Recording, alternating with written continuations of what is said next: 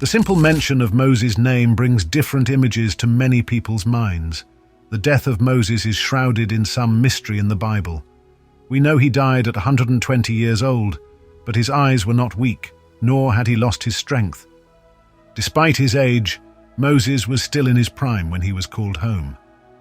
Moses was prevented from entering the promised land because of his disobedience at the waters of Meribah Kadesh. He led the Israelites to the edge of Canaan and received a vision of the land, but was not allowed to enter it. At the end of Moses' life, God gave him a vision of the land for which he had left Egypt. Moses climbed Mount Nebo from the plains of Moab to the top of Pisgah. Mount Pisgah has an elevation of 372 meters, nearly a kilometer high. Not many 120-year-old men can climb a mountain that high and live to tell the story, but Moses did, climbing with his hands. There was no wide path for Moses, and he didn't need one. If you're wondering about his condition, this feat should tell you. There was Moses, almost a century and a quarter old, climbing a 1,372-meter peak and enjoying it. Once there, Moses was not filled with self-pity. He knew he would die as God had told him, and the Lord had already appointed another man, Joshua, in his place. Before he died, the heavy responsibility of leading the nation was lifted from his shoulders. For the first time in the last 40 years of his life, Moses could take each step and climb the slope with light shoulders. He was well aware he was about to take his last breath at any moment. When it comes to the topic of death, Moses teaches us that a believer has no reason to be afraid or run around in panic. Death is an inevitable part of existence for each of us. Before we are truly ready to live, we must first be prepared to die. So when we're ready to die, let's not delay and do so without hesitation. Imagine the breathtaking view that unfolded before him. Moses looked, and the Lord showed him all the land, Gilead as far as Dan, all of Naphtali, the land of Ephraim and Manasseh, and all of Judah to the western sea, and the Negev and the plain in the valley of Jericho, the city of palms, as far as Zoar. This was what Moses had been waiting for as he absorbed this last visual feast of the promised land, a property he would never set foot on. That was it. God wanted him home. Then the Lord said to him, "This is the land I swore to Abraham, Isaac, and Jacob, saying, I will give it to your descendants. I have let you see it with your eyes, but you will not cross over into it." So Moses, the servant of the Lord, died there in the land of Moab, as the Lord had said. Moses gave up his spirit. Whether we're heroes or not, we will all come to the point in our lives when we must leave the body and move on to another realm. Perhaps this is what makes death so scary for some. We are rarely alone. On the other hand, Moses is completely alone at the top of Mount Pisgah. Joshua was not allowed to accompany him in any way, and Aaron had already disappeared up the rocky path to the peak where no discernible trail remained. There was only one solitary figure to be seen.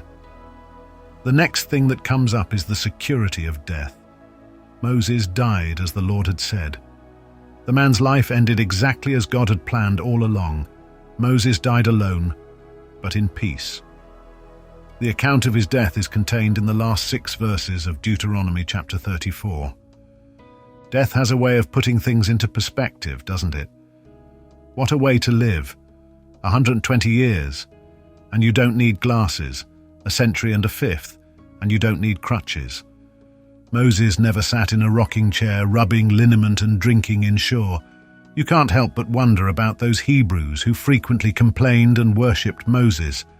Was he just a convenient target serving as a lightning rod for their discontent? Did they tend to think of him as some kind of distant and deep man of God? The answer lies in verse 8, when he died, Deuteronomy 34:8. Then the children of Israel wept for Moses in the plains of Moab for 30 days. Then the days of weeping and mourning for Moses ended. Oh, how the Israelites would miss the wise advice of their late leader. His work among them stirred their emotions to such an extent that it took a whole month for them to mourn his departure after he had left them. But eventually, that mourning came to an end. This should be true in our own lives. After a death comes a burial, and so it was in the case of Moses. Verse 6 contains one of the most remarkable statements about Moses' entire remarkable career. And he buried him in the valley in the land of Moab, opposite Beth Peor, but no one knows where his grave is to this day. Moses is the only person in the Bible whom God personally buried. Did you know that? The Lord then hid the grave. Why did he do this? Because that grave would have become a shrine. They would still be making their way to Nebo today, erecting shrines, selling popcorn and peanuts, offering various tours, and perhaps even running a cable car up there with big signs proclaiming "Burial Place of Moses," so it was hidden. This was so crucial to the Lord that it even triggered an angelic confrontation. Jude, verse 9, contains one of the Bible's strangest accounts of this event. Jude writes, "But the archangel Michael, when he was disputing with the devil, Satan, and arguing about the body of Moses, did not dare bring a blasphemous condemnation against him, but simply said, 'The Lord rebuke you.'"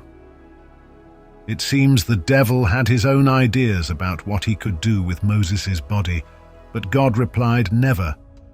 I claim ownership of his body just as I do his soul, and I intend for the grave to remain unknown for all time." All things have their proper end, just like Moses' story. Since then, there has not been another prophet in Israel like Moses, who knew the Lord personally. This is because of all the miracles and signs the Lord sent Moses to perform in Egypt against Pharaoh, his servants, and all the land of Pharaoh, as well as all the great terror and power that Moses displayed before all Israel.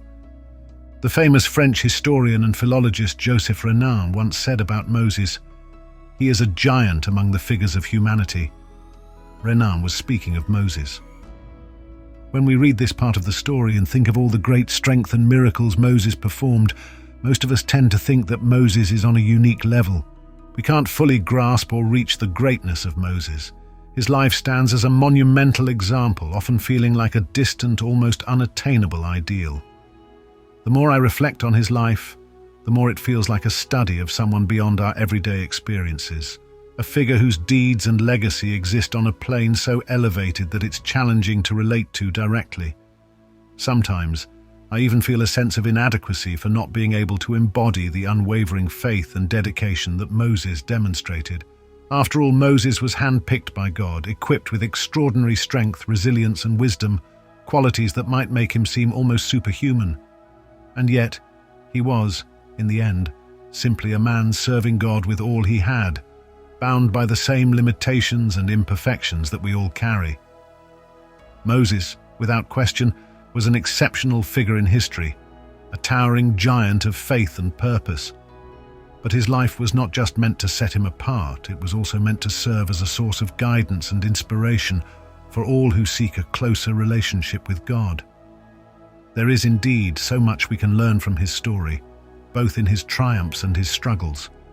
His journey teaches us that God does not call the flawless or the perfect, he calls the willing, those ready to trust in him and follow his guidance even when the path is difficult. Through Moses' actions and the profound way he led the people of Israel with humility and strength, he left us invaluable lessons about faith, leadership, and obedience.